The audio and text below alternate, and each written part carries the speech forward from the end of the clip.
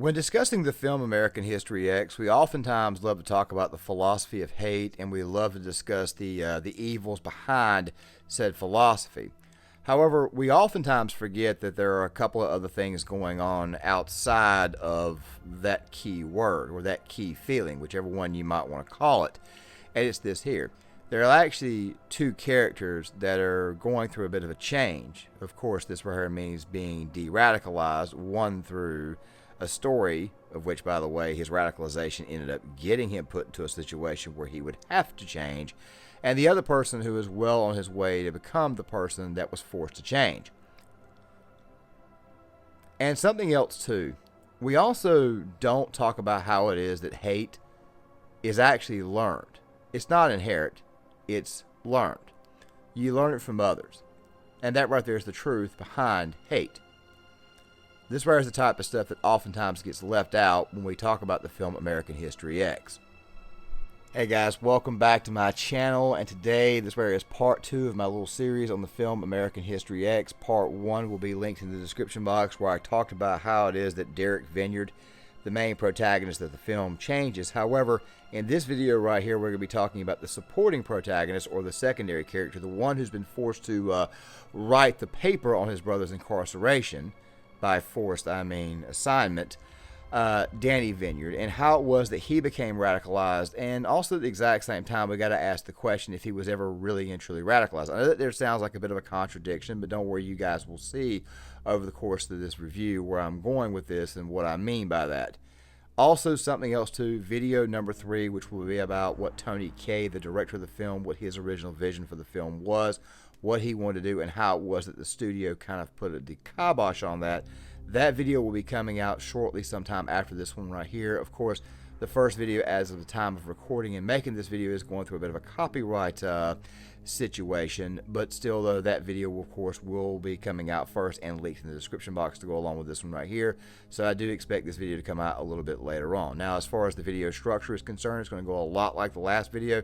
We're going to talk about certain key moments where Danny's mind was being changed, where he was getting radicalized, and of course we're also going to be spending a lot of time talking about Derek once again in this video and his story, and how it was that it was his story that got Danny to kind of adjust his thinking a little bit. Now, with that right there out of the way, let us go ahead and get into this video. Let's go ahead and get to this topic, part 2 of my series on the film American History X. Let's roll with it. Now, once again, just like in the previous video, we're going to go through the plot. However, it's not going to be a beat-for-beat breakdown. That video there was also not a beat-for-beat breakdown. It's going to be kind of similar to not only that video, but also the 2 videos that I released on the film Fury that are on my second channel, Gearishy33, the Crusty Old Bit, which, by the way, I shall link those videos in the description box as well. Now, with that right there out of the way, let's go ahead and get to modern-day Dennis Vinyard. So, Danny decides to write an essay on Mein Kampf and argue that Adolf Hitler is a civil rights icon. Now, I'm not going to get too much into the history, I'm not going to get too much into World War II, but I'm pretty sure that we can all say, and I'm not just saying this right here for the algorithm, Nazis bad. But still though, at the same time, that book was written while Adolf Hitler was sitting inside of a prison, a cushy prison. Don't worry, I will link the incident that got Hitler locked up and all those details in the description box. But Danny's teacher, Murray, goes to the principal, Bob Sweeney, and obviously Murray is not feeling too good about this. By the way, you find out a little bit later on that Murray is in fact Jewish, so obviously he's probably going to feel some kind of way about this book or this report.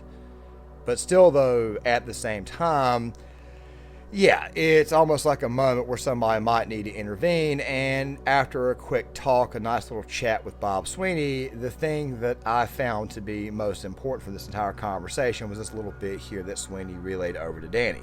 He was a brilliant student. Like you. But he hung out with simple-minded fools. Also, like you. Look, Sweeney, did you bring me in here to talk about Derek? Because what happened to him has nothing to do with me. Everything you do right now has something to do with Derek. Look, I followed directions. I wrote an A paper. Mein Kampf! I should expel you. Go ahead. What, you don't think I could handle it? No, I think the street would kill you.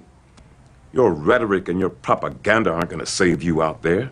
Yes, Your rhetoric is going to ultimately get you in trouble, especially if you drop out of school, if you're expelled and you're on the streets. Sweeney, by the way, very, very underrated character, oftentimes does not get mentioned. I talked about him in the previous video. I don't think I need to talk too much about him in this one, but I'm pretty sure he will be coming back up, seeing how it is that I'm once again doing these videos off script. Still, though, at the same time, he reassigns him a new paper where he wants the details around Derek's arrest, incarceration, the events that led up to this, and that right there is where the story takes off. Now, I want to go ahead and say this. One of the reasons why it is that Derek was so effective in bringing in personalities is because these personalities, these people that Derek brought in, that Danny also talked about on his way home, going through the playground, which we'll come back to here shortly, because obviously there's another character here that needs to be mentioned, but the point is this right here. He said these people felt somewhat bullied, felt like they were rejected, they were basically discarded, and neighborhood pride was gone. A lot of these issues, talked about this right in the previous video, are in fact legitimate issues to talk about, but for the most part it's how you go about it, the rhetoric, and how you actually let's just say handle these issues that oftentimes becomes the problem. But we'll talk more about that a little bit later on when we talk about the dinner table scene, the one where Derek pretty much went off. Through Danny's eyes, Derek is his hero. You see the incident involving the basketball game where the whites beat the blacks, and don't worry, we'll come back to that there in video number 3. You see the incident at the grocery store where Derek fires up everybody in attendance and they eventually go and they rob and destroy this place. The speech before that, when Derek is talking about how it is that guys that were there in his presence had jobs there, how it is that the guy who was owning the place had hired a bunch of people who were not legally supposed to be in the United States. Like I said before, these right here are very, very much legitimate issues, but once again, this right here does not denote that you need to go destroy said facility and potentially ruin others' lives. And then we get to the dinner table scene. Danny, once again, he sees his brother passionately argue, bring up key point after key point about certain types of violence in certain types of communities. By the way, the entire conversation at the dinner table was around the Rodney King LA riot incident. Don't worry, I'll link some stuff in the description box for you. But eventually, this discussion got completely and totally out of hand to the point to where Murray, the teacher that would ultimately send Danny to the principal's office, who, by the way, was seeing Derek's mother at the time. If you've seen the film, then you know he is eventually told to leave, and probably one of the most harsh ways that you can tell somebody.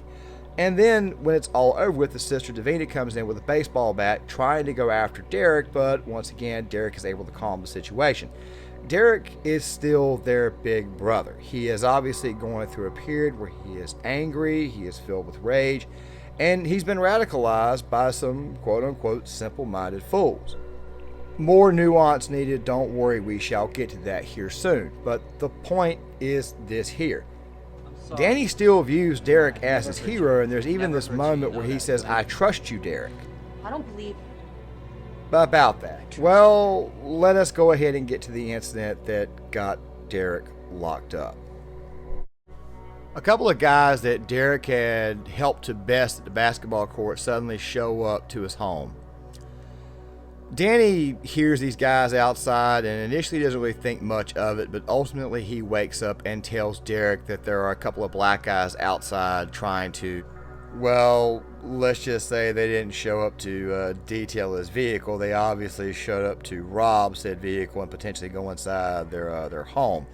It was basically a home invasion that went wrong. Derek shot one individual, killing him. He shot the other guy. Guy was wounded, and of course he took shots at the vehicle that the men rolled up in, trying to take off. However, the thing is this right here. While Derek was very much well within his rights to defend his home, it's when he chose to go too far with the curb stomping that ultimately got Derek not only arrested, but locked away for the next 3.5 to 7 years, 3.5 with the possibility of parole. But still, though, I'm pretty sure you guys can see where we're going with this. It obviously went too far. It was excessive. Danny saw this. He saw his hero fall. He saw his hero do something very stupid, and the camera at the very beginning of the film just chooses to focus in on Derek's facial expression during this entire ordeal, and you almost think to yourself that he's being made a messianic figure. if you want to kind of look at it that way. I mean, he is kind of resembling a cross there, almost like Christ himself, but let's be real, this right here is obviously no comparison. And I have to say that 3.5 years was kind of a cakewalk given the fact that this incident could have gotten Derek locked up for much, much longer. Danny even made reference to this in his paper, where he says that Derek could have gotten a lot longer if he had not testified. Still, at the same time, you almost get this impression that there may be a little bit of underlying guilt for why it is that his brother got locked up. He feels somewhat responsible, but still at the same time, though, would you allow somebody to rob your house? Would you allow them to rob your home? We also find out in Derek's state that the truck they were trying to rob was given to him by his father. Like I said, I don't know if I said it before, but the father will be coming up a little bit later on over the course of the video. I didn't really talk much about him in the previous video, but still. Derek ultimately finds out while he's locked up that Danny is on the same path. The same exact path that led to Derek's ruin.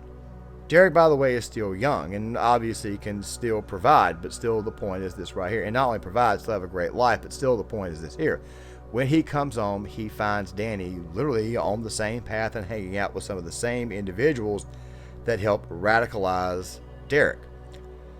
I mean, you could argue that Seth was obviously one of these people. I personally don't think of Seth to be a smart character, but definitely Cameron Alexander. And it's what Derek learned while he was in prison that he ultimately chooses to share with Danny towards the end after the party. The same exact party where Derek pretty much told Cameron to his face that he was done with the life, and also at the exact same time pretty much told his friends there that he was done. Well, he didn't actually say it, but I'll put it this way here. When one of the guys puts a gun in your face and you take said gun and you basically hold everybody at gunpoint while you escape, you're pretty much telling them right then and there that we are done. It also is further compounded by Derek's girlfriend or ex-girlfriend essentially calling him a race traitor. This crowd is obviously pretty sensitive to this, and obviously Derek is now officially, public enemy number one. Danny approaches Derek about this. Well, not so much approaching, he runs him down is what he does, and basically vents all of his frustrations at Derek and wants to know what happened to him. And this right here is where Derek tells him what happened in the joint. I'll be very, very brief about the prison sequence, but let me just put it this way here. Derek pretty much tells Danny that these people, for the most part, are not real. They're posers. They're turn on you at the drop of a hat. He basically tells them that they're not exactly about what it is that they preach. He doesn't really go into detail. I don't think you actually hear him talk about the incident in the shower, but you obviously see it, which of course I cannot show you this stuff right here in this video here, or else YouTube will annihilate this video and possibly this channel. Things happened to him in the prison. It did in fact screw around with him. He also had this time with Lamont where he kind of reconnected with somebody that was not the same color, or you could say he connected. I'll explain the reconnection a little bit later, but the point is this right here. He got to see that things were not so black and white. He got to find out that there was a lot more nuance to every single situation, and that some of the stuff that he was talking about when it comes to the statistics on race and crime, he saw firsthand, heard it from Lamont's voice, that it may not be as simple as you think, that there's definitely a lot more nuance to these situations. Lamont basically tells him, look, I was stealing a TV, but I was next door to a donut shop and the TV fell. I bumped into a cop and it fell on his foot, and they ended up charging me for assaulting a police officer. Basically overcharging him. I mean, never mind the fact he was already in the middle of committing a crime, but the secondary charge was quite frankly questionable. Derek got to hear this, and then eventually there's the conversation with Sweeney, where Sweeney asked him that question: is there anything that you're doing right now that's making your life better? But I think that what really sealed Derek's adjustment was the fact that he spent the next year or so inside the pen not getting attacked or hurt. You see, the sequence that you guys are seeing right here in the B-roll footage is Lamont explaining to Derek, look, you really screwed up when you chose to dish your old crew, because now it's open season on you because the brothers still hate you. Well, magically, the brothers don't touch Derek and he gets through the process, and Derek feels that maybe, just maybe, somebody may have been an angel watching his back, and I'm pretty sure that we all know who that little angel was. Not saying that Lamont was an angel. It is this information that Derek tells Danny, and as Danny begins to process this, which of course is a lot for him to do in such a short amount of time, you get bits and pieces of the film. Like, for example, you get the scene where Danny appears to be struggling to finish off the paper. He's getting very, very emotional about it. There's also the bit where Derek is in the shower. This, of course, is after the famous taking down of the flag scene, taking down the swastikas. And, of course, you get that bit where Derek is looking at himself in the shower, and he's looking at that swastika on his chest, and he realizes that he'll never fully be able to rid himself of that and rid himself of what he did. Still, at the same time, Danny appears to take heed to what Derek has been telling him. But the scene that I think about the most, and you could probably credit a lot of this right here to Tony Kaye, who we'll be speaking more about in video number 3, is what's going on while Derek is sort of relaying over to the audience how his mind is starting to change, and that right there is the beach scene. With this beach scene, it makes me think about the scene in the playground as Derek is walking across. You get this little black girl who's completely, totally eyes wide open, just not a care in the world, brand new to the world. And of course, you also get that beach scene with Derek and Danny both, or at least it's assumed to be Derek and Danny. And you see this little kid look up into the sky in awe and amazement. The point is this right here. We were all children at one time. We were all kids at one time. As a matter of fact, you get the impression during the dinner table sequence at the very end of the film where they're kind of reflecting back on their father. One of the first things the father asks Derek is, so what time are we going to the game tonight? You kind of get the impression that maybe Derek also played sports. And of course, you see him play basketball throughout the film, that it's not like he spent his entire life socializing with white kids. People go through phases, and some people get extremely radicalized during those phases, but I kind of think back on my own experience. I was born and raised in the Southeast. I was around black kids, Hispanic kids, Asian kids all the time, quite diverse. And we ultimately worked together, regardless of what the South's past may have been, but we got to work with one another, we played sports with one another, and therefore we also grew together. Obviously, splits do in fact occur, and changing things as you get older. Typically, when you're children, you're not thinking about skin color. As I have said before, and I honestly believe that the theme of this film is, hate, once again, is learned. It's not something that you were in fact born with. You learn it as you get older. You go through phases of hatred, and then sometimes you snap back out of it. Now, real quick, there was a guy who I think still makes the rounds on Joe Rogan and other podcasts, who actually helped de-radicalize KKK members. If you look for these stories, you will in fact find them. There's also another deleted scene, speaking of kids of a different color, speaking of black kids, and I'll link the deleted scene in the description box, where there's the diner and a little girl is looking at Derek, and Derek just kind of looks back with joy.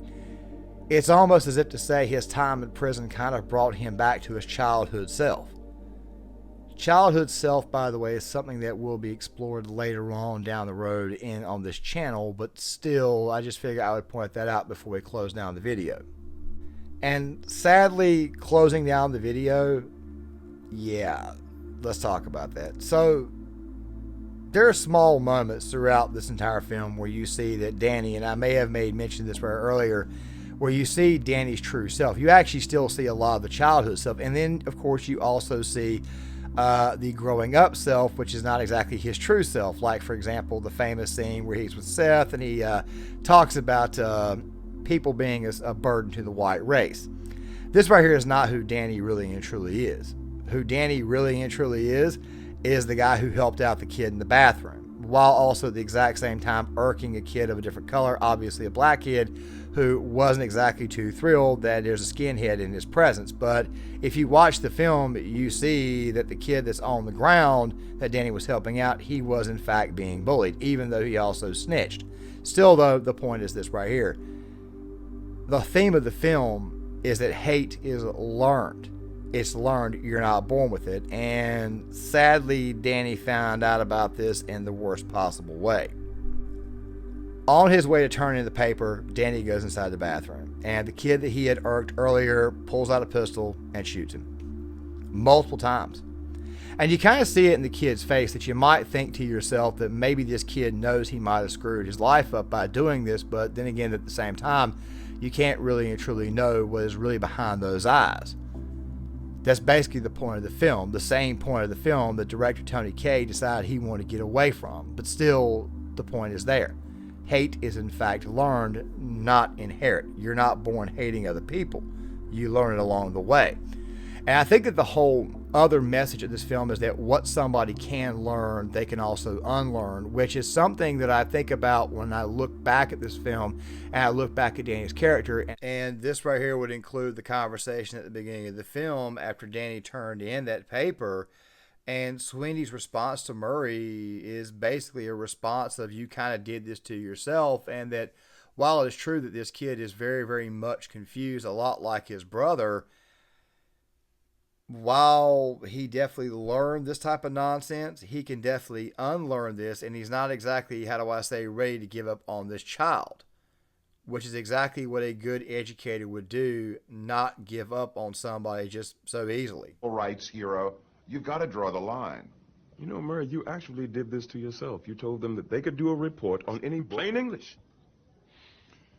I am not disputing the fact that the child is confused, and he harbors some sick ideas, but I am not ready to give up on him yet. And you even see bits of Sweeney at the end while Derek is trying to comfort his brother who has already expired. Sweeney knows that this right is a loss, because Sweeney, like any good teacher, like any good educator, would not just allow bad kids to continue to be bad. They would go out of their way to try to save these kids from the destructive aspects of life, the things that could in fact get them put away. And there's something else that I noticed, and I didn't really harp on this enough in the last video, and it's this here. Derek, it's pretty obvious, is very intelligent. Danny, you can tell, is pretty daggone intelligent. I just figure I would end the video on this note right here, that it felt like in one person's case it was a waste, and in the other person's case it was almost cutting off what could have been.